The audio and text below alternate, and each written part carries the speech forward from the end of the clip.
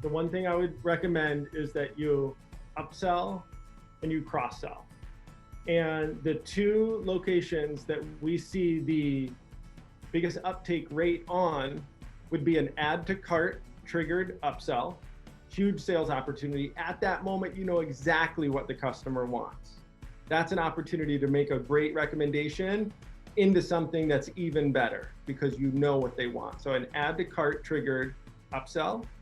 And for the cross sell, if you're on Shopify Plus, I think that that's one of the best places on the online store to make a great product recommendation for an add-on or a cross sell. It is the ultimate funnel on your online store. If you're on Shopify Plus, you can edit your checkout file and you can make great product recommendations in checkout.